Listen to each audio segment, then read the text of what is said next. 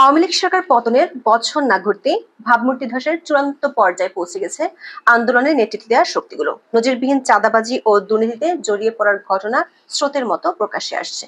আন্দোলনের অন্যতম নেতা উমামা ফাতেমা মনে করছেন, জুলাই পরিণত হয়েছে মানি মেকিং মেশিনে। দেশের অন্যতম বড় দল বিএনপির মহাসচিব মির্জা ফখরুল ইসলাম আলমগীর বলেছেন, চাঁদাবাজির দায়ে সমন্বয়ক আটকের সংবাদে তিনি বেদনায় নীল হয়ে গেছেন। ফখরুলের হৃদয় যখন বেদনার্ত, ঠিক তখনই রাজশাহীতে ১২৩ চাঁদাবাজের তালিকা নিয়ে চলছে তোলপাড়। এই তালিকায় বিএনপি জামাতের আছেন ৫০ জন। এমন এক পরিস্থিতিতে নতুন করে প্রশ্ন উঠেছে, গত বছরের জুলাই আন্দোলন ক্ষমতায় নতুন মুখ আনা ছাড়া দেশের মানুষকে নতুন কি উপহার দিতে পেরেছে? যারা এখন দেশের শাসক এবং আগামীতে যারা আসতে পারেন, তাদের ঘিরে কি ধরনের প্রত্যাশার সুযোগ রয়েছে মানুষের সামনে? জুলাই আন্দোলনের নায়কেরা ১ বছর না যেতেই কেন পরিণত হলেন খলনায়কে? সূত্রগুলো বলছে, সচিবালয় থেকে শুরু করে জেলা উপজেলা পর্যায়ে সরকারি কাজে সবখানে ডক্টর ইউনূস রেখেছিলেন তার নিয়োগকর্তা ছাত্রদের। তাদের বিরুদ্ধে দুর্নীতির পাহাড় এত জমেছে যে খোদ ডক্টর ইউনূসই এখন নিজেকে অসহায় মনে করছেন, যার ইঙ্গিত পাওয়া যায় জুলাই আন্দোলনের কথিত মাস্টারমাইন্ড এনসিপির পৃষ্ঠপোষক হিসেবে পরিচিত তথ্য উপদেষ্টা মাহফুজ আলমের কথায়। তিনি দাবি করেছেন, দুর্নীতি চাঁদাবাজির কারণে আজকাল অনেকের লেজ কাটা যাচ্ছে। নতুন একটি দলের কয়েকজন মহারথী এতে জড়িত। চলুন যাওয়া যাক বিশ্লেষণে।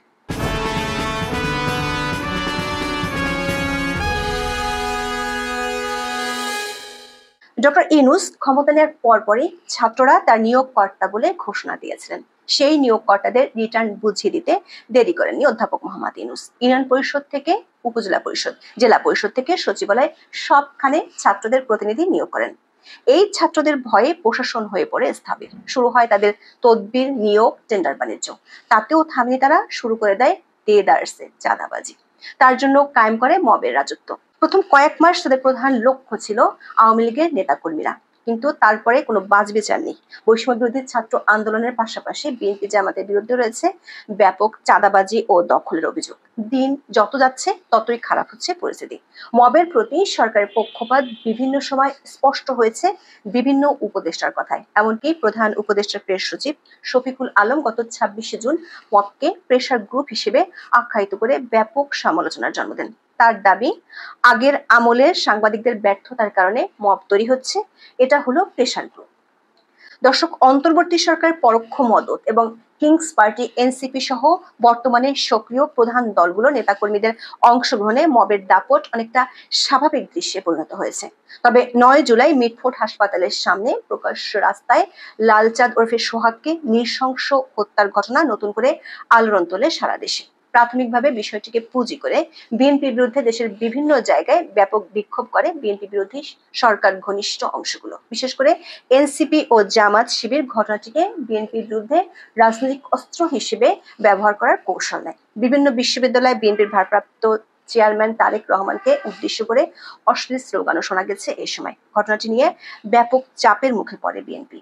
এরই প্রায় ২.৫ সপ্তাহের মাথায় আওয়ামী লীগের সাবেক এমপি শাম্মী আহমেদের গুলশানের বাসায় গিয়ে ৫০ লাখ টাকার চাঁদা দাবির অভিযোগে গ্রেপ্তার হন বৈষম্য বিরোধী ছাত্র আন্দোলনের ৩ ও গণতান্ত্রিক ছাত্র সংসদের এক নেতা। কিংস পার্টি এনসিপি ২ ছায়া সংগঠন হিসেবে পরিচিত এই ২ সংগঠনের নেতাদের গ্রেপ্তারের ঘটনাটাকে পাল্টা রাজনৈতিক সুবিধা দিয়েছে বিএনপিকে, যার প্রকাশ ঘটে তাদের আদালতে হাজির করার সময়। ৪ জনকে ২৭শে জুলাই আদালত ভবনের ৪তলা নেওয়ার সময় সিঁড়িতে পুলিশি নিরাপত্তার মধ্যেই বিএনপি সমর্থকেরা কিল, ঘুষি, লাথি মারেন। দর্শক, এই ঘটনাটিকে রাজনীতির পাল্টা পাশার দান হিসেবে নিয়েছে বিএনপি। সেই সঙ্গে ঘটনাটি প্রচন্ড বিপাকে ফেলেছে কিংস পার্টি এনসিপিকেও। মজার বিষয় হলো, ডক্টর ইউনূস এই শিক্ষার্থীদের কয়েক মাস আগেও নিজের নিয়োগকর্তা হিসেবে দাবি করেছেন। তবে পরিস্থিতি ভালো না দেখে সরকার ও নিয়োগকর্তাদের দিক থেকে মুখ ফিরিয়ে নিতে দেরি করেনি। আদালতে তীব্র ভাষায় বক্তব্য দেন রাষ্ট্রপক্ষের আইনজীবী। রিমান্ড শুনানিতে অতিরিক্ত পাবলিক প্রসিকিউটর মোহাম্মদ শামসুদ্দোহা সুমন বলেন, এরা কোনো সাধারণ আসামি নয়। গত বছর ৫ই আগস্টের পর থেকে এ চক্র ধানমন্ডি, গুলশান, বনানী এলাকায় আওয়ামী লীগের বাসা খুঁজে খুঁজে লিস্ট তৈরি করে চাঁদাবাজি করেছে। চাঁদাবাজি করে তারা ফেসবুকে উল্লাস করেন। তারা যে বাসায় হানা দিয়েছেন সেটা আওয়ামী লীগের নেত্রীর বাসা। তিনি পালিয়ে আছেন। এরপরও তার বাসায় গিয়ে চাঁদা দাবি করেছেন। এখানেই থেমে না গিয়ে তিনি বলেন, রিমান্ডে নেওয়া হলে কত কোটি টাকার মালিক তা পাওয়া যাবে। দর্শক খেয়াল করে দেখুন, নিয়োগকর্তা হিসেবে ক্রমাগত প্রশ্রয় দিয়েছে সরকার, কিন্তু বিপদে পড়া মাত্র 4 ছাত্রকে ছুঁড়ে ফেলতে দেরি করেনি। উল্টো তাদের বিরুদ্ধে শেখ হাসিনাকে ফিরিয়ে আনার চেষ্টার অভিযোগও তোলা হয়েছে। অথচ এই 4 ছাত্র এতদিন অন্যদেরকে আওয়ামী লীগের দোসর আখ্যায়িত করে মব ও চাঁদাবাজি করেছেন। সবশেষ তারা যে বাসায় চাঁদা আনতে গিয়ে গ্রেপ্তার হন, সেটিও আওয়ামী লীগের এক সাবেক এমপি। শুধু সরকারের মুখ ফিরিয়ে নেওয়া নয়, কিংস পার্টিও দায় এড়াতে দেরি করেনি। কেন্দ্রীয় কমিটি বাদে বৈষম্য বিরোধী ছাত্র আন্দোলনের সব কমিটি স্থগিত ঘোষণা করা হয়। সংগঠনের সভাপতি রিফাত রশিদ বলেন, বৈষম্য বিরোধী ব্যানারকে কলুষিত করার জন্য পরাজিত শক্তিরা নানাভাবে এই প্ল্যাটফর্ম ব্যবহার করছে। রিফাত এখন যাদেরকে পরাজিত শক্তি বলছেন, তাদের সবাই ছিলেন জুলাই আন্দোলনে অত্যন্ত সক্রিয় ভূমিকায়। এমনকি তাদের মধ্যে আব্দুর রাজ্জাক রিয়াদ ছিলেন বৈষম্য বিরোধী ছাত্র আন্দোলনের সম্মিলিত বেসরকারি বিশ্ববিদ্যালয়ের ভারপ্রাপ্ত আহ্বায়ক। এনসিপি প্রধান নাহিদ ইসলাম সহ কেন্দ্রীয় নেতাদের সবার সঙ্গে তার ছিল ঘনিষ্ঠ সম্পর্ক।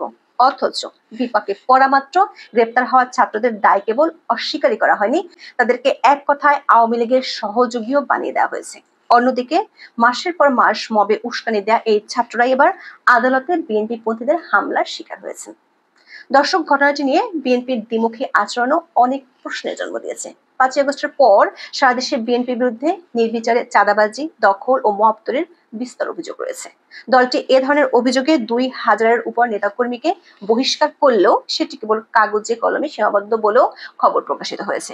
অথচ কিংস পার্টি ঘনিষ্ঠ 4 ছাত্র গ্রেপ্তার হওয়ার পর প্রচন্ড আঘাত পাওয়ার দাবি আমরা শুনতে পেয়েছি বিএনপি মহাসচিবের কণ্ঠে। ঢাকায় 28শে জুলাই তিনি দাবি করেন, চাঁদাবাজির ঘটনায় বৈষম্য বিরোধী ছাত্র আন্দোলনের সমন্বয়কদের আটকের সংবাদ পরে তিনি বেদনায় নীল হয়ে গিয়েছিলেন। মির্জা ফখরুল বলেন, দেশের মানুষ কি কেউ এটা চেয়েছিল? এত তাড়াতাড়ি যদি এই ঘটনা ঘটে, 1 বছর হয়নি, তাহলে আমাদের ভবিষ্যৎ। নিজের নিয়োগকর্তাদের এমন ত্রাসের রাজত্বে ভবিষ্যতের চেয়ে সরকারের মাঝে বর্তমান নিয়ে বেশি চিন্তিত। যে নতুন দলের পৃষ্ঠপোষক মাহবুজ আলম, সেই দলের নেতারা যে দেদারসে চাঁদাবাজিতে জড়িত সেটি তিনি নিজেই লিখেছেন। নিজের এক ফেসবুক পোস্টে লেখেন, নতুন একটি দলের কয়েকজন মহারথী এতে জড়িত। সবই প্রকাশ পাবে। এই পোস্ট নিয়ে ব্যাপক সমালোচনা হলে তিনি পোস্টটি এডিট করেন। নতুন করে লেখেন, জুলাই কতিপয় লোকের কাছে পলিটিক্যাল মোবিলিটি ল্যাডার। মজার বিষয় হলো, মির্জা ফখরুল যেদিন ব্যথিত হয়েছেন, ঠিক সেদিনই আরেকটি প্রতিবেদন প্রকাশ করেছে প্রথম আলো। এতে বলা হয়, রাজশাহীতে 123 জন চাঁদাবাজের একটি তালিকা কয়েকদিন থেকে তোলপাড় সৃষ্টি করেছে। এতে বিএনপি, ছাত্রদল ও তাদের সহযোগী সংগঠনের নেতাকর্মী, ক্যাডার, সমর্থক থেকে শুরু করে 44 জনের নাম পরিচয় আছে। তালিকায় জামাতের 6 জনের নামও রয়েছে। আওয়ামী লীগের আছে 25 জন। বাকিদেরকে রাজনৈতিক সুবিধাবাদী বলা হয়েছে। এই তালিকাটি পুলিশের পক্ষ থেকে করার কথা জানিয়েছেন বিএনপির এক নেতা। রাজশাহীর মতো সারা দেশে এভাবে চাঁদাবাজিতে জড়িয়েছেন বিএনপি নেতাকর্মীরা। প্রশ্ন হলো, নিজের দলের নেতাকর্মীদের চাঁদাবাজি নিয়েও কি বেদনার্ত হন মির্জা ফখরুল? যদি হয়ে থাকেন, সেই বেদনার রং তাহলে কি? কেন তিনি সেটিও তুলে ধরছেন না জনসমক্ষে? দর্শক, আমরা দেখতে পাচ্ছি 5ই আগস্টের আগে যারা ছিলেন সুনীতির দাবিতে সোচ্চার, তারাই এখন ডুবে আছেন আকণ্ঠ দুর্নীতি ও ক্ষমতার চর্চাতে। শুধু রাজনৈতিক দল নয়, অন্তর্বর্তী সরকার অনেকের বিরুদ্ধে নিয়মিত উঠছে বিভিন্ন অভিযোগ। খোদ প্রধান উপদেষ্টার 666 কোটি টাকার কর মওকুফের রায় আসা থেকে যে যাত্রা শুরু, তাতে প্রায় প্রতিদিন যোগ হচ্ছে নতুন নতুন নাম। প্রধান উপদেষ্টার বিশেষ সহকারী থেকে শুরু করে উপদেষ্টার পিএস, এপিএস এর বিরুদ্ধে দুর্নীতির তথ্য এরই মধ্যে প্রকাশিত হয়েছে। উপদেষ্টাদের গা বাঁচাতে কয়েকজন সহকারী চাকরি খেয়ে তাদের বিরুদ্ধে দুদকের নামকা ওয়াস্তে তদন্ত শুরু হয়েছে। পাঠ্যপুস্তক খাত থেকে 400 কোটি টাকা গায়েব করে দেওয়া সমন্বয়কের দুর্নীতির অভিযোগ বেঘরে ঘুমোচ্ছে দুদকের এসি রুমে। ভয়াবহ পরিস্থিতি নিয়ে জুলাই আন্দোলনের সামনে সারিতে থাকা কয়েক নেতা ক্ষোভ ও হতাশা জানাতে শুরু করেছেন। বৈষম্য বিরোধী ছাত্র আন্দোলনের সাবেক মুখপাত্র উমামা ফাতেমা ফেসবুক লাইভে বলেছেন, এই প্ল্যাটফর্মটিতে থাকা তার জীবনের জন্য ট্র্যাজিক ঘটনা ছিল। জুলাইকে মানি মেকিং মেশিনে পরিণত করার অভিযোগও তুলেছেন তিনি। বলেন, বৈষম্য বিরোধী ছাত্র আন্দোলনের সব সিদ্ধান্ত হেয়ার রোডের উপদেষ্টাদের বাসভবন বসে ঠিক করা হতো এবং সেগুলোই বাস্তবায়ন করা হতো। ফেসবুক লাইভে কান্না জড়িত কণ্ঠে উমামার কথা থেকে পরিষ্কার, মব ও চাঁদাবাজির সঙ্গে কিংস পার্টি সরাসরি সংশ্লিষ্ট। তিনি বলেন, জুলাই একটা অনেক বড় ধরনের অভিজ্ঞতা ছিল। কখনো মাথায় আসেনি এগুলো দিয়ে টাকা পয়সা ইনকাম করা যায়। তাহলে হোয়াই ইন দ্য আর্থ এটাকে আমি একটা মানি মেকিং মেশিনে পরিণত করতে যাব? কিন্তু দুর্ভাগ্যজনকভাবে সেটা হয়েছে খুবই কমন, খুবই রেগুলার বেসিসে হয়েছে। উমামা বলেন 5ই আগস্টের পরের দিন সকালবেলা থেকে দেখি সমন্বয়ক পরিচয় নাকি এক একজন এক এক জায়গায় গিয়ে নাকি দখল করছে। এখন কি রক্ষী বাহিনীর মতো সমন্বয়ক বাহিনী তৈরি হচ্ছে নাকি? উমামা এদেরকে সমন্বয়ক বাহিনী বললেও এরা এখন ইনুস গং নামে পরিচিতি পেয়ে গেছে। এখন এই পর্যন্ত। সবাই ভালো থাকুন, সুস্থ থাকুন, নিরাপদে থাকুন। দেখা হবে